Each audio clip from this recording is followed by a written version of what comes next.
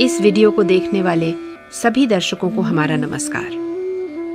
अभी थोड़ी देर में आप सुनेंगे योगी श्री आनंद जी को, जो कुंडलिनी और सहज ध्यान योग के विषय में अपने गहन अनुभव एवं पुरुषार्थ द्वारा प्राप्त ज्ञान की सहायता से हम सबको जानकारी देंगे।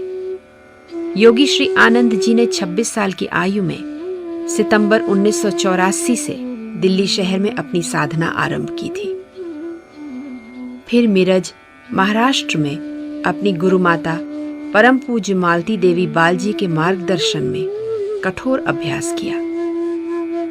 1993 में वो उत्तर भारत आ गए और 1 वर्ष तक शिवालिक पहाड़ियों में कठोर साधना की। इसके उपरांत अपने पैतृक गांव लौटकर उन्होंने गांव के बाहर एक छोटी सी कुटिया में कठोर योग का अभ्यास किया। इस कठोर अभ्यास के द्वारा प्राप्त ज्ञान की सहायता से आपने कई युवाओं का मार्गदर्शन किया है। योगी श्री आनंद जी ने अपने अनुभवों और आध्यात्मिक शोध के आधार पर 3 पुस्तकें लिखी हैं, जिनके नाम हैं सहज ध्यान योग, योग कैसे करें और तत्व ज्ञान। ये पुस्तकें हमारे देश के कई विश्वविद्यालयों और IIT के पुस्तकालय में सबके लिए सरलता से उपलब्ध हैं। योगी श्री आनंद जी ने दिल्ली और महाराष्ट्र के क्षेत्र में कई व्यक्तियों को आध्यात्म की राह से जोड़ा है और आज इस वीडियो के माध्यम से आप सहज ध्यान योग, कुंडलिनी और साधना के विषय से जुड़ी अनेक जानकारियां हमें देंगे, जो हमारे जीवन और समाज के कल्याण हेतु आवश्यक है। इसे ध्यान में रखते हुए योगी श्री आनंद जी हमें उन प्रामाणिक विधियों के बारे में बताएंगे जिनका उन्होंने बहुत समय तक अध्ययन किया है और जिनकी साधना की है। इन विधियों में प्राचीन एवं प्रभावशाली गुप्त मंत्र सम्मिलित हैं और लिखित में दुष्प्राप्य हैं, और ये सिद्ध विधियां गुरु शिष्य परंपरा तक ही सीमित हैं। तो आइए इन सिद्ध विधियों को जानने के लिए सुनते हैं योगी श्री आनंद जी को। हाँ, अब मैं दूसरा मंत्र बताता हूँ। ये तो स्तुति हुई।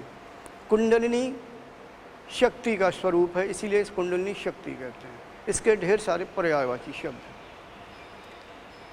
इसे शिव शक्ति भी कहा गया। हम एक शिव शक्ति का मंत्र बताते हैं।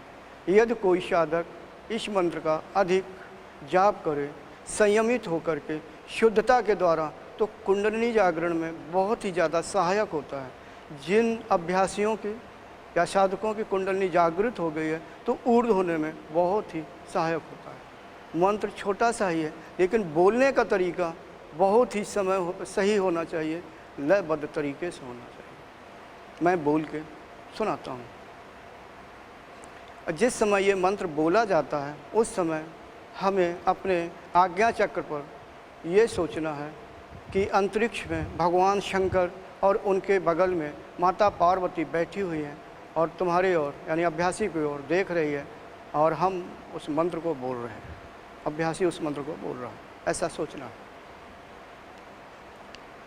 मंत्र कुछ इस प्रकार है।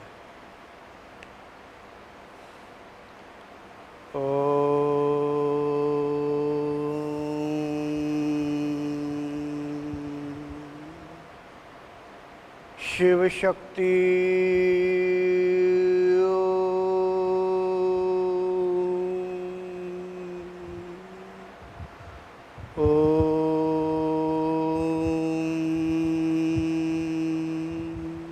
शिव शक्ति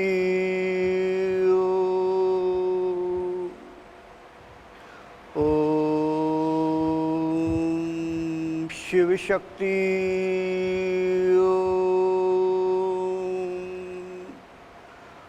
ओम शिव शक्ति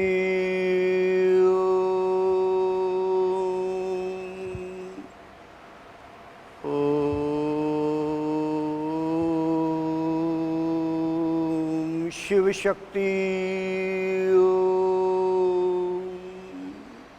देखो, जो ये मंत्र मैंने अभी बोल के बताया, इसमें महत्वपूर्ण है। ऐसा नहीं, शब्द तो वही है, ओम शिव शक्ति ओम, लेकिन इसमें बोलने के तरीके का महत्व है। आपको बोलना कैसा है उसका महत्व है, तभी फल मिल पाएगा। ये नहीं कि आपने साधारण जैसे आप बात करते हैं या किताब पढ़ते हैं कि ओम शिव शक्ति ओम, ओम शिव शक्ति ओम, ऐसा नहीं उच्चारण करना। हमें लयबद्ध तरीके से बोलना कि सही उच्चारण हो, तभी हमें इसका फल मिलेगा। देखो मैंने ओम का उच्चारण किया, जो ये आकार है, ओम का आकार पहला शब्द, तो हम थोड़ा सा स्पर्श सा करते हैं। जब उकार निकलता है तो थोड़ा दीर्घ कर देते हैं, और मकार के समय हम अपने ध्वनि को गिरा देते हैं, यानी धीरे धीरे धीरे धीरे कम कर देते हैं। देखो फिर देखो, मैं ओम के लिए बता रहा हूँ।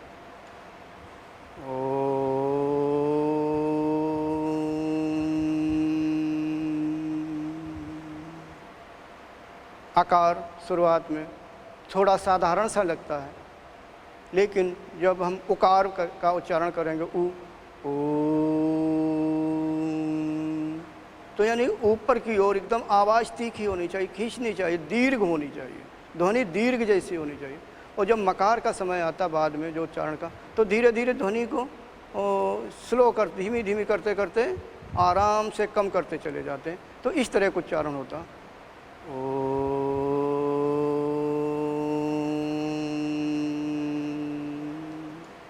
जैसे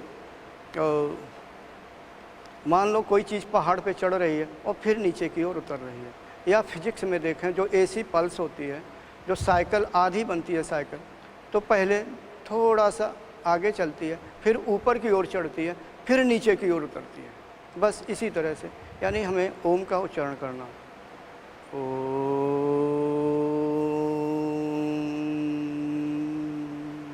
मकार के समय हमारे दोनों ओंठ बंद हो जाते हैं और धीरे धीरे हम अपनी ध्वनि को बंद करते जाते हैं, धीमी धीमी करते हुए, और पूरा ओम का उच्चारण कर लेते हैं। दूसरा शब्द है शक्ति। तो जो शा है, सा तो हम साधारण ही लेते हैं, शक्ति। तो जो ती जो ता और बड़ी की मात्रा है, इसको हम दीर्घ करते हैं, इतनी दीर्घ करते हैं कि हमारे एकदम से यानी शरीर के अंदर की जो नाड़ियाँ हैं, मांसपेशियाँ या हमारा मन है, प्राण है, ऊपर की ओर खींचने लगे, यानी अंदर से, यानी अंतर्मुखी होकर के हम बोलते जैसे शक्ति। और फिर उसके तुरंत बाद ओम का उच्चारण करते हैं। ओम। फिर दोबारा सुने, ओम शिव शक्ति।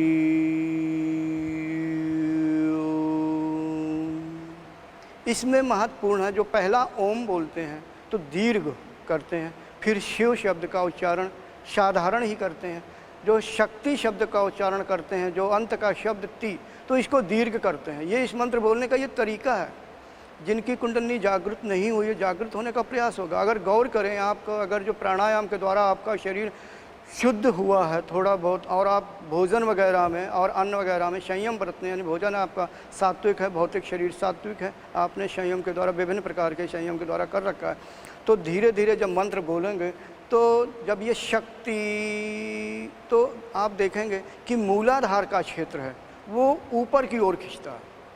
अगर अभी शुरुआत में ना खींचता जान पड़े तो कोई बात नहीं, उधर ध्यान मत दीजिए, लेकिन धीरे धीरे जब ये अभ्यास बढ़ेगा तो ये ऐसा होगा कि मानो अभ्यासी यानी जो बोल रहा है वो ऊपर की ओर उठ रहा है, ऊपर की ओर ऐसे, बल्कि पेट भी पिचकने लगता है ऊपर की ओर, सीना फूलने लगता और वो ऊपर की ओर। तब समझो कि हमारा मंत्र थोड़ा ठीक जा रहा है, यानी हम उसका तरीका ठीक कर रहे हैं। फिर भी मैं ये कहूँगा कि अपने मार्गदर्शक से पूछ लें, लेकिन मैं यहाँ पर वीडियो के माध्यम से जो बता रहा हूँ इसका उच्चारण ऐसे ही किया जाता है, लेकिन फिर भी अपने मार्गदर्शक से एक बार पूछ लें। ये मंत्र निश्चय ही बहुत ही शक्तिशाली है। जैसे फिर मैं उच्चारण करता हूँ, ओम शिव शक्ति।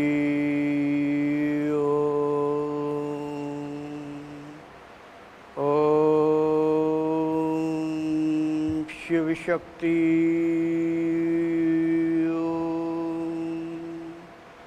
ओम शिव शक्ति। ओम शिव शक्ति। ओम शिव शक्ति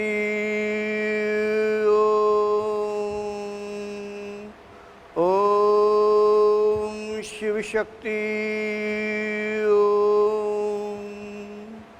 ओम शिव शक्ति इस प्रकार का हम बराबर उच्चारण करते रहते हैं। तो जब ये थोड़ा मंत्र शुद्ध होता है, हमारे अंदर शुद्धता आती, मंत्र तो शुद्ध होता है, मतलब बोलते हुए जब अपने द्वारा वाणी शुद्ध होती है तो मंत्र का प्रभाव जल्दी पड़ता है और हमें उस समय मन को एकाग्र करके हमें शिव और शक्ति को एक साथ विराजमान, यानी भगवान शंकर जो शिव का दूसरा नाम है और माता पार्वती जो उनके शक्ति के रूप में विराजमान है, उनको अंतरिक्ष में एक साथ बैठे हुए हम अपना काल्पनिक उनका स्वरूप बनाते हैं और मन को उसी जगह केंद्रित करते हैं और इस मंत्र का उच्चारण करते हैं।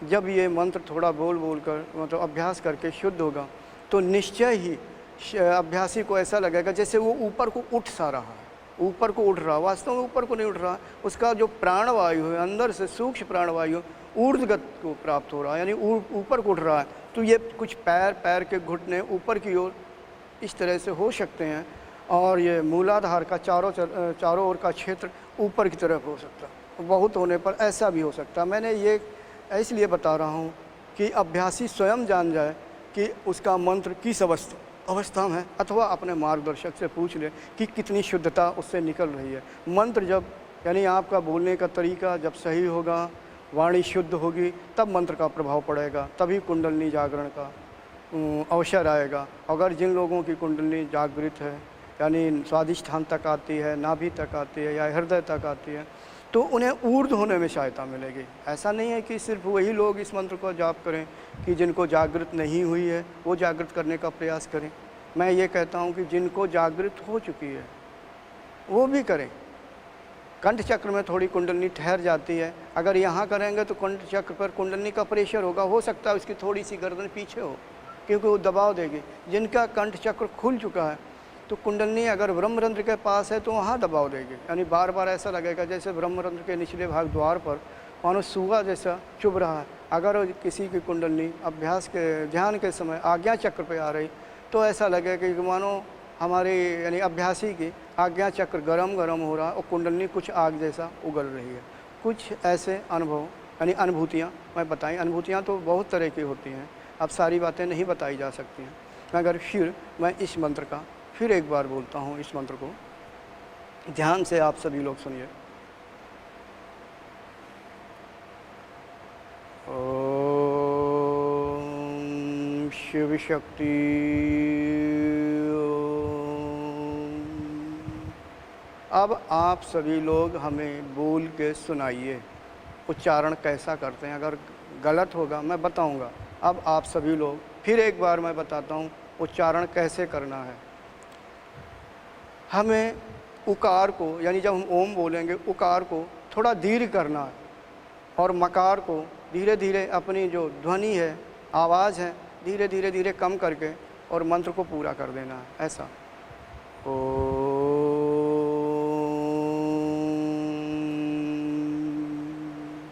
फिर शिव का नाम लेंगे, शिव शक्ति, फिर तुरंत ओम कह देंगे ओम, अर्थात ओम शिव शक्ति ओम। हाँ, बोल के सुनाएं, उच्चारण करके सुनाएं सभी लोग एक साथ। फिर मैं एक बार बोल दूं ओम शिव शक्ति ओम। बोलिए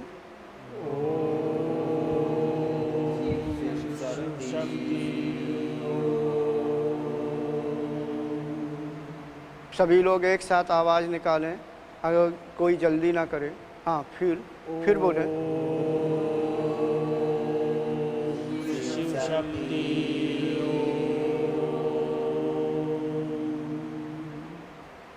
सही है, थोड़ा और लयबद्ध तरीके में।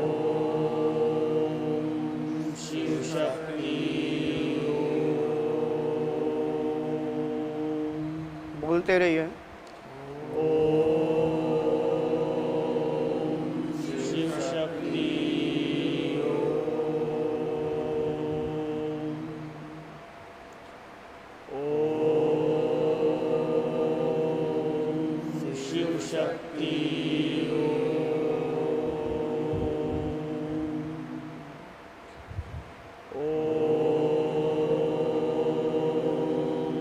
शिव शक्ति।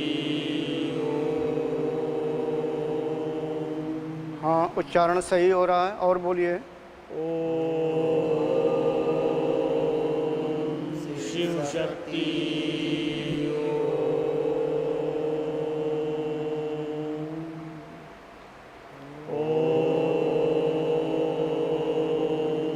शिव शक्ति।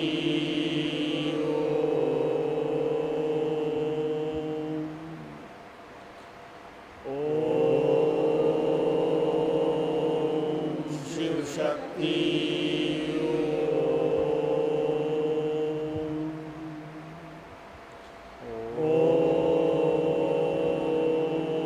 शिव शक्ति।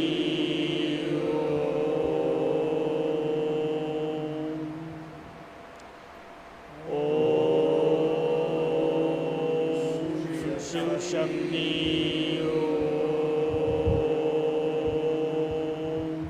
ठीक है, ठहर जाइए। ठीक है, उच्चारण सही हो रहा, ठहर जाइए। अब क्योंकि यहाँ पर ज़्यादा बोला नहीं, समय ज़्यादा नहीं दिया जा सकता है। हाँ, बाद में उच्चारण सही हुआ। अपने अपने घर में, यानी जहाँ पर ध्यान करते हो वहाँ पर इसी तरह का मंत्र का जाप करिए। हाँ, अब मैं दूसरा मंत्र बता रहा हूँ जिसे सभी जानते हैं, ओम। ओम शब्द का उच्चारण अक्सर होता ही रहता है, मगर ओम का महत्व तब है यदि हम ओम को सही ढंग से बोलें। वो भी शक्ति का केंद्र है। जिस तरह से शक्ति पैदा करने के लिए, इस यानी ज़्यादा एकत्र करने के लिए, योग बल पैदा करने के लिए हम शक्ति का मंत्र भी प्रयोग करते हैं, कुंडलिनी जागरण के लिए भी करते हैं। इसी प्रकार से ओम मंत्र, अगर हमारे पास योग बल की कमी पड़ रही है तो हम ओम को सिद्ध करके, सिद्ध तो जल्दी नहीं होता, फिर भी शुद्धता द्वारा ओम को इतना बोलें, अपने को इतना शुद्ध बना लें, तो इससे हमें योग बल की भी प्राप्ति होती है और कुंडलिनी जागरण में भी सहायक होता है। क्यों कि हमारी सृष्टि जो हुई है ओम के द्वारा ही हुई है। अभी तक तो वैसे प्रमाणिक रूप से वैज्ञानिकों ने शोध ही नहीं कर पाया, लेकिन योग के द्वारा जो देखा गया है वो पहले ओम की ध्वनि ही निकलती है। सभी मंत्रों का मंत्र ओम है और इसका असली फ़ायदा तभी मिलेगा कि हम ओम का उच्चारण करें। ध्यान के पहले थोड़ी देर 2-3 मंत्रों का मैं उच्चारण करके दिखाता हूँ।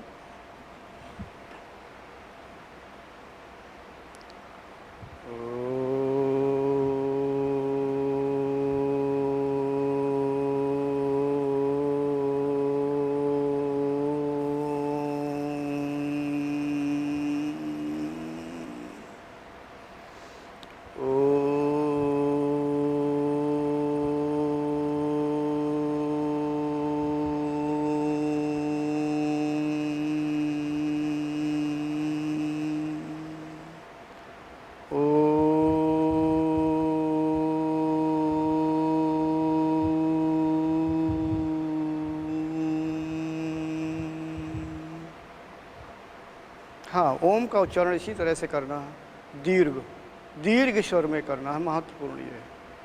इसमें भी वही क्रिया होगी, शरीर ऊपर की ओर उठता हुआ समझ में आएगा, अनुभूति होगी कि हमारा शरीर ऊपर की, अभ्यासी का शरीर ऊपर की ओर उठ रहा है। मूलाधार में भी खूब अच्छी तरह से खिंचा होगा। ज़रा ओम बोल करके आप लोग हमें सुनाएं कि ओम का उच्चारण कैसे कर रहे हैं, फिर मैं दोबारा बताऊंगा। हाँ, शुरू करिए। आप लोग शुरू करिए एक साथ। हाँ,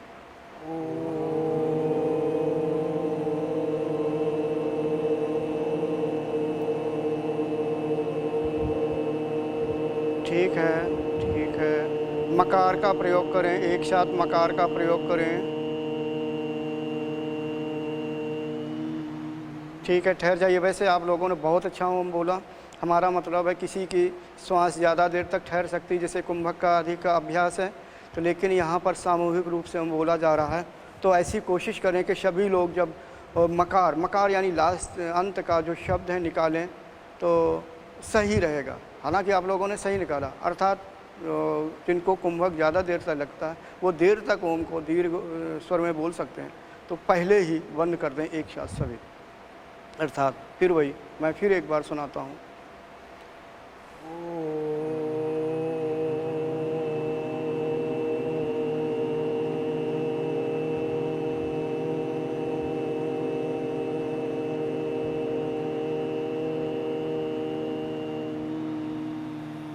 बिल्कुल ठीक, फिर बोलो, थोड़ा तेज बोलो।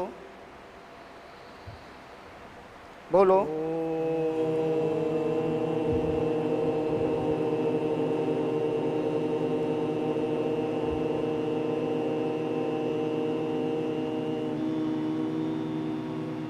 बिल्कुल ठीक। फिर उच्चारण करो।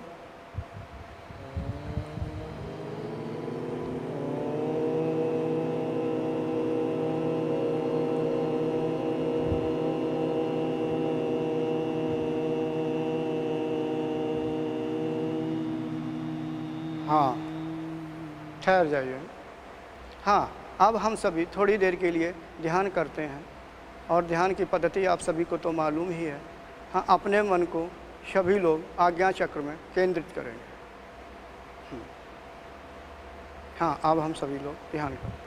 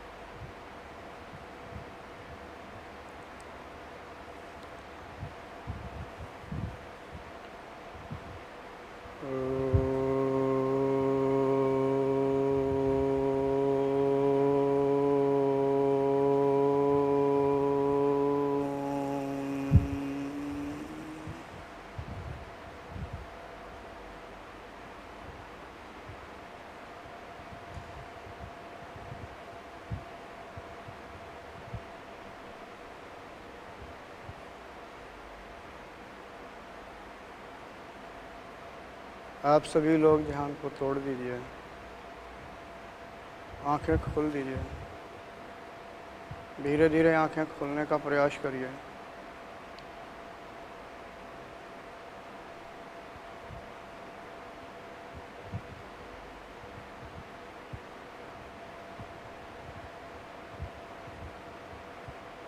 धीरे धीरे आंखें खोलने का प्रयास करिए।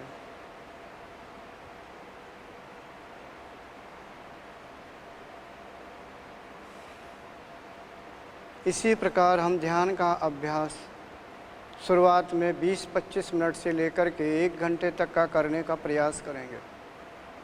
अगर हमारे पास समय है, यानी अभ्यासी के पास अगर समय है, तो इस ध्यान को 1 घंटे तक ले जाने का प्रयास करेंगे।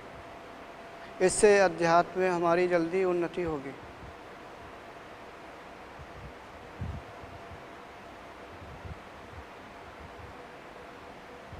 आप लोगों को कुछ अगर पूछना है तो पूछ सकते हैं। कुछ मन में विचार, हाँ, अगर आपको लोगों को अनुभव भी आए होंगे, आते हैं, पूछ सकते हैं।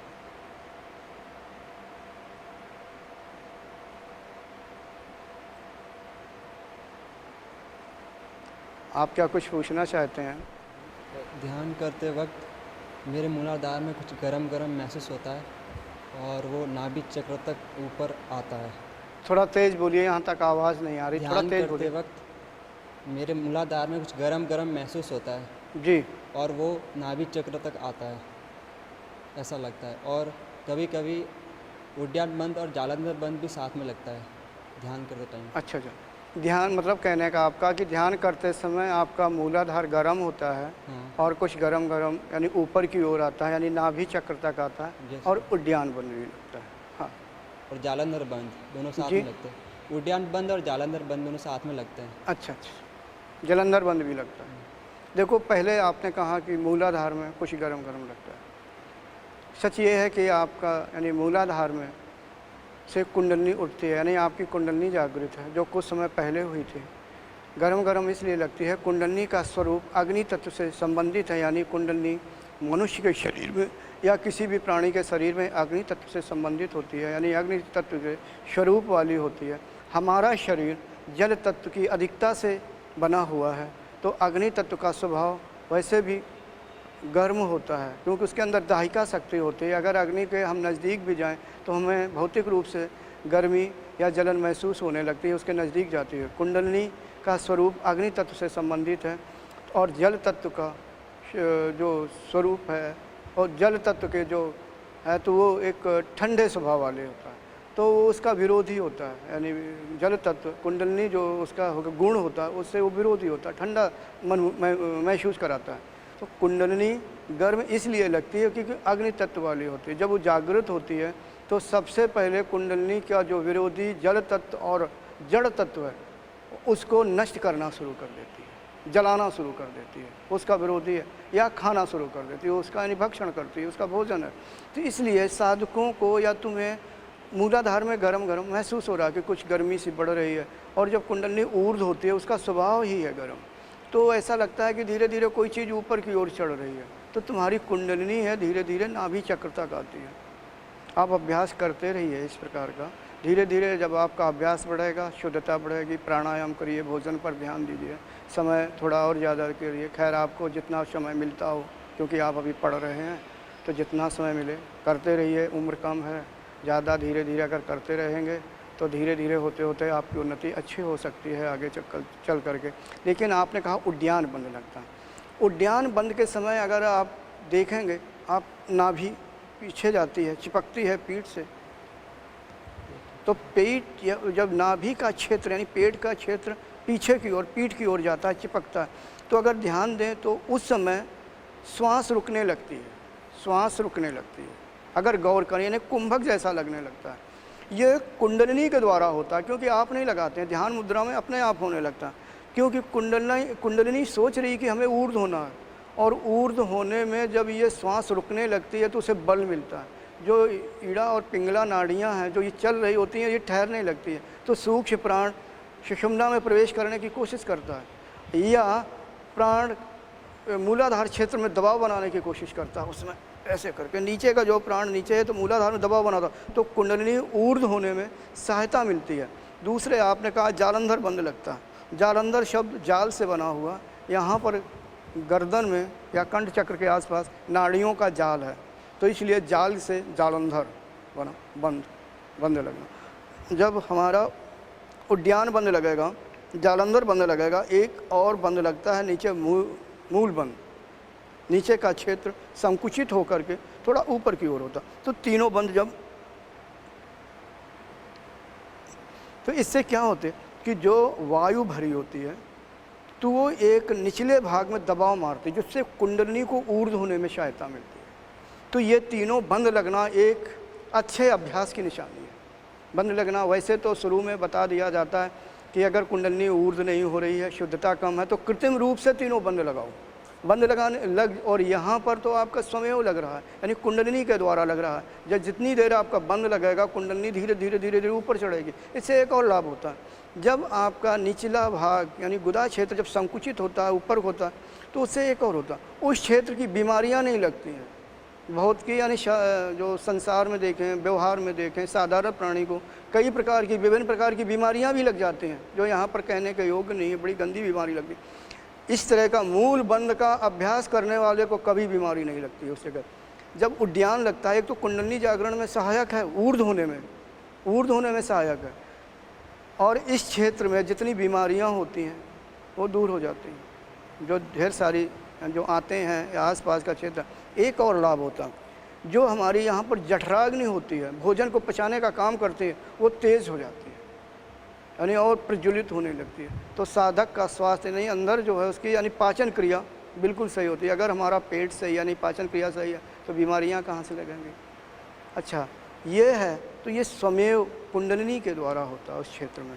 और जालंधर बंद से यानी पूरी तरह से प्राण को रोक दिया जाता है, यानी भौतिक भी फायदा, आध्यात्मिक फायदा तो हो ही रहा है, कुंडलिनी हमारी जागृत हो ही गई, और यानी आध्यात्मिक यानी सूक्ष्म विकास भी हो रहा, और भौतिक फायदा भी, भौतिक विकास भी होता। विकास का मतलब यही है कि हम निरोगी हो रहे हैं, और आगे चलकर कुंडलिनी जब ऊपर जाने का प्रयास करती है तो हमारे विचार भी बदलने लगते हैं। जितनी शुद्धता कुंडलिनी ऊर्ध्व होती है, हमारे अंदर शुद्धता आएगी।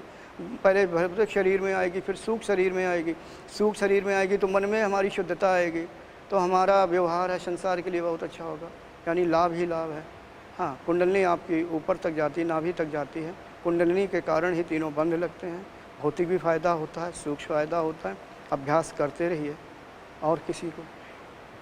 गुरुजी, ध्यान के समय मुझे ऐसा लगता है कि मेरी रीढ़ में कोई चीज़ ऊपर की तरफ चढ़ रही है या रेंग रही है, और ऐसा लगता है कि वो कि हृदय चक्र के ऊपर तक उसकी अनुभूति होती है। तो और इसके अलावा मतलब कि मैं चाहता हूँ कि ये जो अनुभूति होती है वो और ऊपर जाए, मीन्स अच्छा, और ऊपर तक जाए, मीन्स साधना में और उन्नति हो। तो इसके लिए मुझे क्या क्या थोड़ा करना चाहिए साधना में, ताकि ये अनुभूति जो होती है रीढ़ में वो और ज़्यादा हो और ऊपर तक जाए कुंडलिनी। देखो, आपने स्वयं बताया हुआ कि हमारी कुंडलिनी, आप स्वयं कह रहे हैं कि हमारी कुंडलिनी हृदय तक जाती है, यानी हृदय के क्षेत्र तक जाती है, और हृदय चक्र तक जाती है, और ऊपर भी जाती है। हाँ, आपने ये नहीं बताया कि कहाँ तक जाती है, यानी कंठ तक, कंठ और यानी गर्दन तक और हृदय के बीच तक लगभग आप बता रहे हैं। और ऊपर कैसे जाए? देखो, हमारे अंदर हम अपने अंदर जितनी शुद्धता को बढ़ाएंगे उतनी कुंडलिनी ऊर्ध्व होने में सहायता मिलेगी। आपने कहा कि कैसे और आगे बढ़े ऊर्ध्व हो? एक, शुद्धता कई प्रकार से लाते हैं, प्राणायाम के द्वारा, भोजन के द्वारा। भोजन सात्विक होना चाहिए। भोजन इसलिए सात्विक होना चाहिए, जो बनाता है भोजन उसके भी संस्कार भोजन बनाने के अंदर चले जाते हैं। अगर भोजन बनाने वाला अधर्मी है, क्रूर स्वभाव का है, गंदे स्वभाव वाला है, तो समझ लो कि भोजन के साथ उसके हल्के से थोड़े बहुत संस्कार आपने खा लिए, उसका प्रभाव पड़ेगा। इसलिए शुद्ध भोजन का प्रयोग करिए। अच्छा यही है कि किसको देखेंगे बनाने वाला अच्छा है बुरा है, कहाँ तक देखेंगे? आज की दुनिया में, आज के समाज में बड़ा मुश्किल है, अच्छा कहाँ ढूंढेंगे रसोईया। अच्छा यही है कि जब आप भोजन करें तो विशेष प्रकार का मंत्र बोलें और भोजन को पवित्र करें। विशेष प्रकार का मंत्र होता है, संकल्प के द्वारा अपने भोजन को पवित्र कर लें। वो मैं किसी समय मैं इस विधि को बता दूंगा कि भोजन को कैसे पवित्र करते हैं, फिर उस भोजन को आप कर लें। तो जो अशुद्धता दूसरे के द्वारा आती है वो शुद्धता नहीं आती है। भोजन के द्वारा अपना व्यवहार सही करें। आप किसी को किसी भी प्रकार से मन से, वचन से, शरीर से आहत न करें। दूसरों की सेवा करें, परोपकार करें, जो भी हो सके। यानी कुल मिला करके ध्यान तो आप कर ही रहे हैं, अपना जीवन पूरे शुद्ध में बनाए, सात्विक में बनाए तो ये कुंडलनी को ऊर्ध्व होने में सहायता मिलेगी। प्राणायाम पर खास तौर से कुंभक पर ध्यान दें। अगर कुंडलनी को तेज़ गति से ऊपर बढ़ाना चाहते हैं तो सबसे अच्छा है अनुलोम विलोम में चौथी स्टेप अर्थात वाह कुंभक महत्वपूर्ण होता है। अभ्यासी जब वाह कुंभक करता है तो बहुत ही पीड़ा होती है। अब ये तो पीड़ा सहनी होगी, हमें अगर अपने शरीर को या अपने प्राण को अपने अनुसार रखना है, चलाना है, आध्यात्मिक उन्नति करनी है तो हमें थोड़ी बहुत कष्ट भी सहना होगा। हम वाह कुंभक अगर करें तो निश्चय ही कुंडलनी को बल मिलता है। क्या आप वाह कुंभक के विषय में जानते हैं या हमें बताना पड़ेगा? वाह कुंभक के विषय में